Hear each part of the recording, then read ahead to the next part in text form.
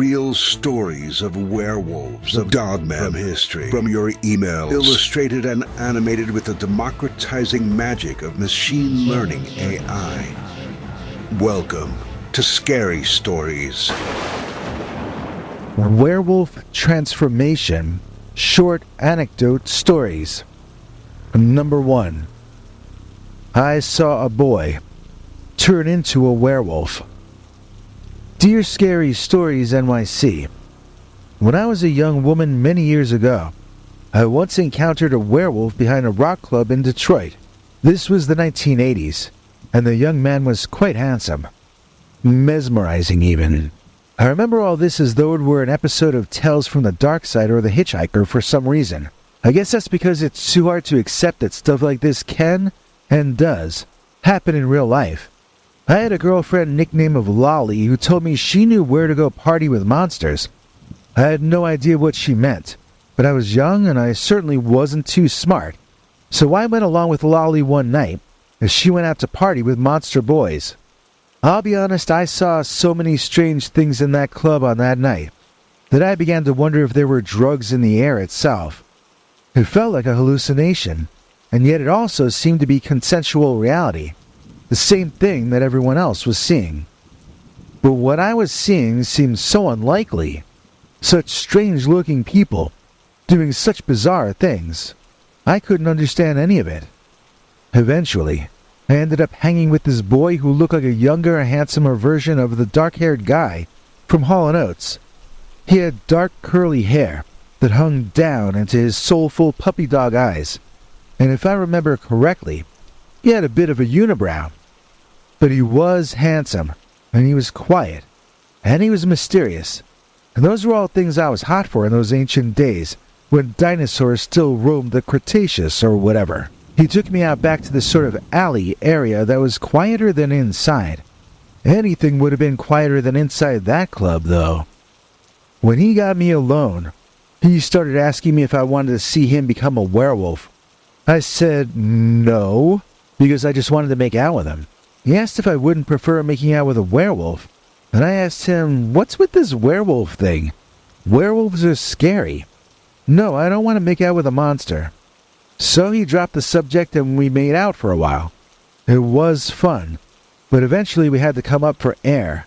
He lit 2 cigarettes and gave one to me, and we had a smoke, enjoying the cool night air together and talking about the DJ and the music for a while. Then he asked me again if I wanted to see him become a real werewolf.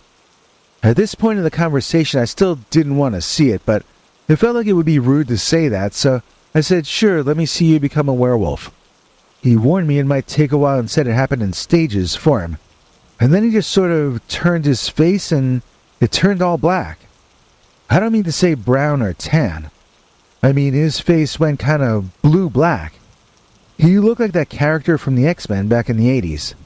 I don't know the names, but my brother used to read X-Men, and there was a blue-black-faced guy with curly hair and sort of glowing yellow eyes. Well, that was what this guy now looked like. Not a werewolf, really, but certainly not something you'd see every day. Nice trick, I told him. It was a bit hard to think of what else to say while this guy was doing weird tricks for me, and I felt pretty uncomfortable. He continued to mutate. Sometimes he would morph just a little bit slowly, and then suddenly there would be a big burst of change. As he started to look less and less human, I grew more and more confused. I couldn't tell how he was doing this, and I was starting to notice how alone we were back there in that alley. I wasn't feeling safe alone with him any longer. There was a point where I started to ask if we could please go back inside, but he was past being responsive to me.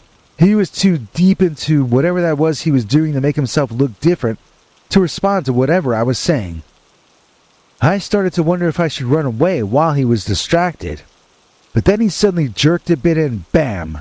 There he was. A werewolf. Now he looked like a dog-headed man. He didn't look like himself any longer. And once he was the dog-headed man, he became very intensely aware of me. I no longer felt like running away would have been an option, as I was never going to be able to outrun him in my dancing shoes. Now I was stuck, and I just sort of watched the rest of the transformation, wondering if I was going to live to tell this tale or not. when his transformation appeared to be concluded. The guy, or former guy, just sort of stared at me, like he was expecting something. I figured I was supposed to say something, so I said, "If you want to make out with me anymore tonight, you're gonna have to retract your claws." Now I realize dogs don't retract their claws, cats do. But at the time I thought it was a really clever comment. The guy just kept looking at me for a while through his big dog eyes, and I had no idea what was gonna happen next. The process just sort of ran itself backwards, and I realized he was becoming human again. That was a huge relief, believe me. I don't think the guy ever meant any harm, but how was I to know that? I guess from what he was saying later, a lot of girls used to be really impressed when he would do that. I was just sort of terrified. Not exactly the same thing. He seemed disappointed with me, and I found myself alone. Apparently, he was used to girls who were more enthusiastic about dating a monster. I was wasting his time if I was going to be tentative about it. I guess I can see it from his perspective now, but it hurt a bit that night. I went from being scared he might eat me to feeling rejected that he didn't want to hang with me in about 10 minutes. But that's the job of a young person, I guess, to live life dramatically. So I never got invited back to the monster scene. But I'm glad I went that one time. I got the impression that those are people just like us in most ways. It's just that the ways they're different are a tad too much for me to handle. I never saw a ghost or a Bigfoot or anything else strange in my life. But on that one weird night, I saw a boy turn into a werewolf.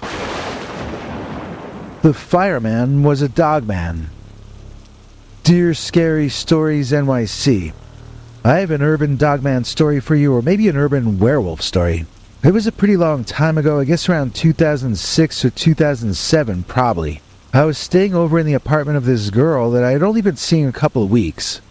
We broke up less than a month after this happened, and that's sort of why I get confused about exactly when this was. I moved around a lot from 2005 to 2009 before meeting the woman I am currently married to.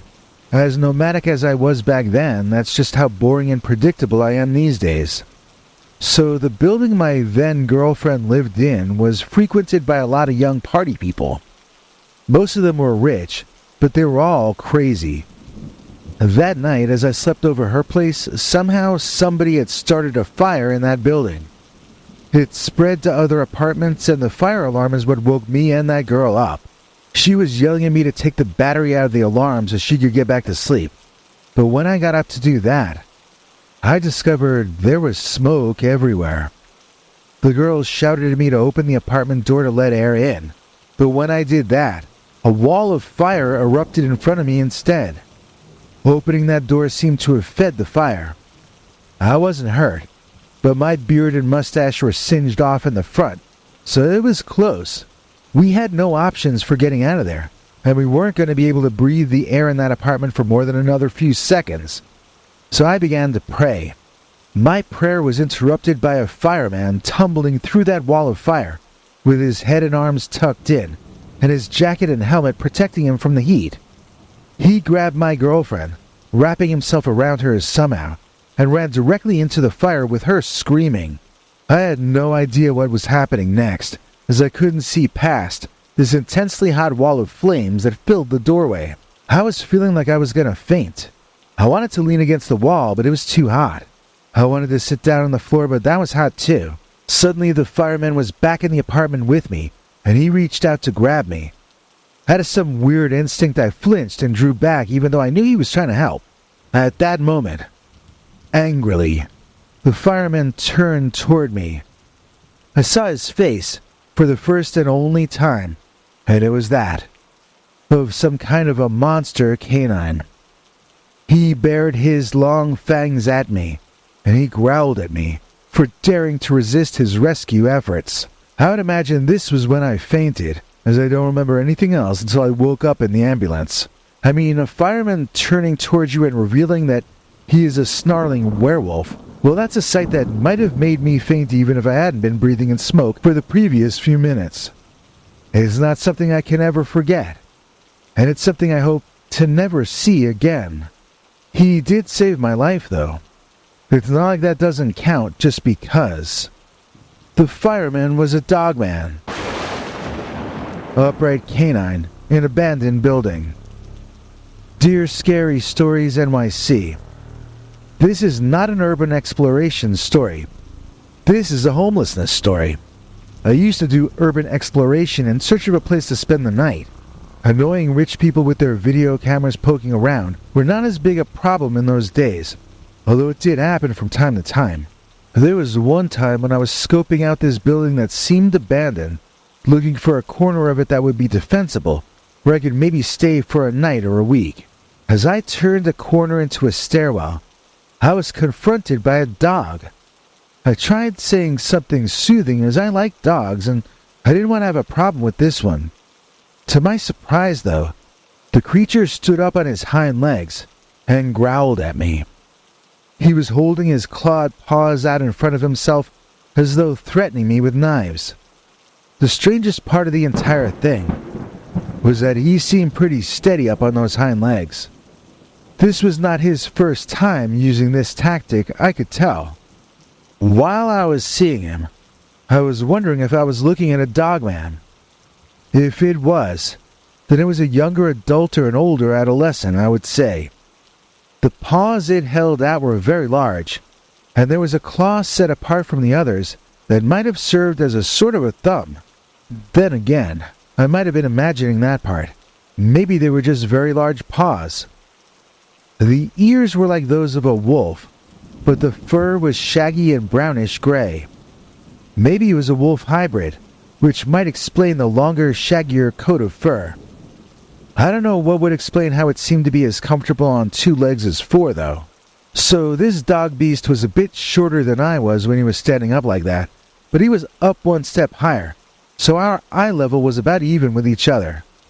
I saw the look in his eyes, and that look was telling me that I had better run. I knew enough to know that would be a bad idea, as any predator would have the instinct to chase me if I were to do that.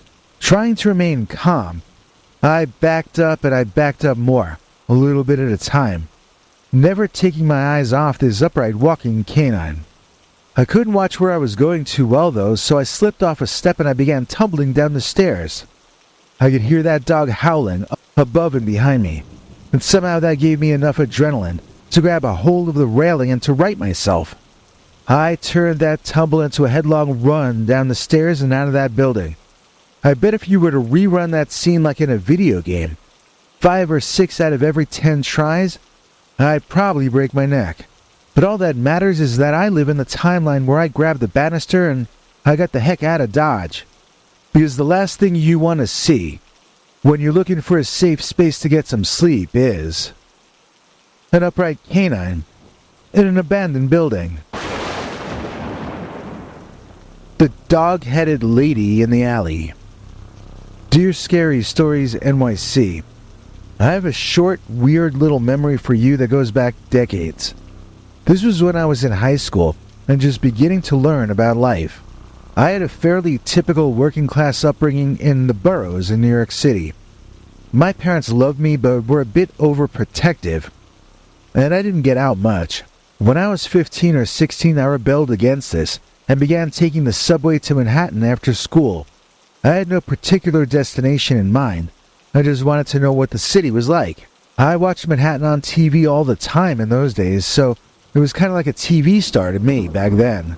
Sometimes I would get involved with strangers doing things like selling their junk on the street. I talked to anybody that talked to me. And in those days before cell phones, people used to talk to each other a lot more than they do nowadays. I would invariably get in trouble when I got home, but not too much. It was a much freer world, for better or worse. For better and worse. So one evening I had been bumming around downtown talking to strangers and wondering what it would be like in a few years when I could finally move out, when I noticed it was getting dark and cold. I beat it toward the closest subway station to head out to the boroughs for dinner, but on the way there, I heard the sound of a young woman crying. When I looked, I saw that it was in fact a girl around my age, and she was standing in an alleyway crying. I felt sad for her, but at that age I think I felt more attracted to her than anything else. I approached cautiously and I asked if she was okay. She kept weeping, so I asked if there was anything I could do to help. She suddenly turned to me, and her entire face changed. It looked like she had a human face 1 second, but then this long-nosed sort of dog face the next second. She didn't exactly growl, but she made this sort of sad dog noise at me, and I took it as a threat. I ran the rest of the way to the subway, and I was paranoid the entire ride home. Even after getting out of my neighborhood, after a 45-minute ride, I was still paranoid that maybe she had ridden on the roof of the train, or maybe she had clung to the train's underbelly, like something from a movie. Every little noise in my neighborhood that night as I walked home made me jump, as I expected to see the dog-headed woman leaping out at me. I still sometimes have nightmares about her, but I never again ran into the dog-headed lady in the alley. Police dog, man. Dear Scary Stories NYC, I got a Michigan dogman story for you that's pretty weird. This was the late 1970s and I was visiting a friend in Michigan. She took me into Detroit to see a rock show at a club, and somehow afterward we got separated. I didn't know where I was or where I needed to be, and this was long before cell phones or GPS. I was starting to panic when I saw this large police officer off in the distance in a sort of an alley. He was facing away from me, but I could see clearly that he was a uniformed officer. I decided to ask this cop for directions, and I called out to him. He didn't respond, so I trotted into the alleyway to get closer before asking him for directions again. Well, just as I was about to ask him my question, the big guy spun around, and I swear to you, his face was a werewolf face. Maybe it was a mask, but it sure looked real to me. He even smelled like a wet dog, and he was so large I almost fainted. He sort of roared at me, or yelled at me.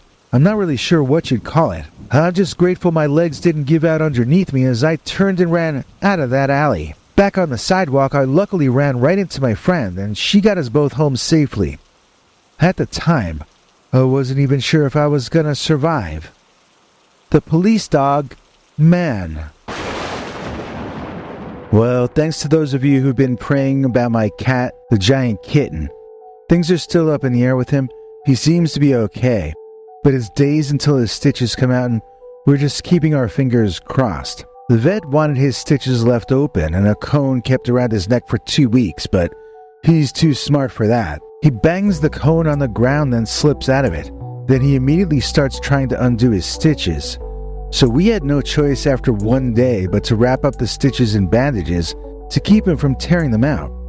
I just hope they're healing up correctly on time for later this week.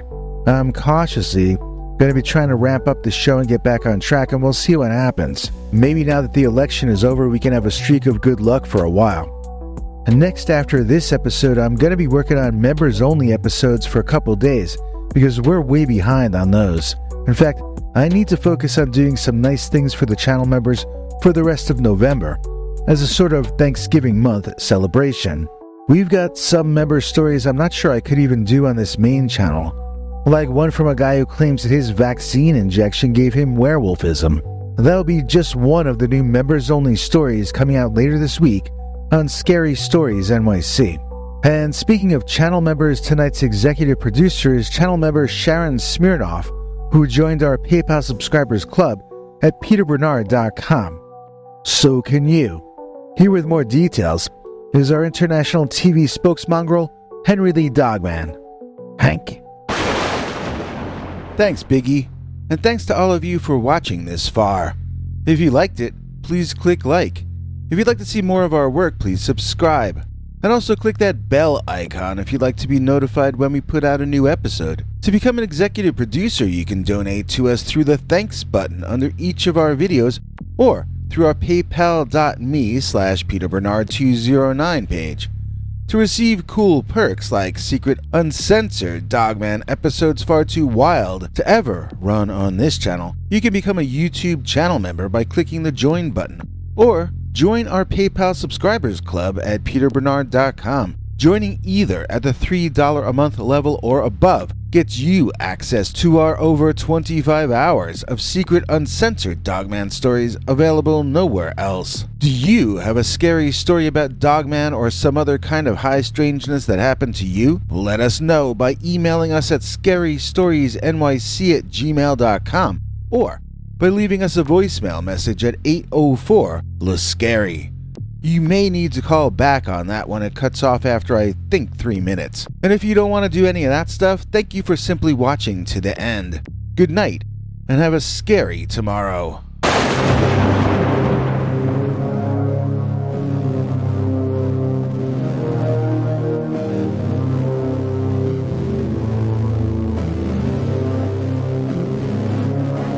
Come back for more scary stories.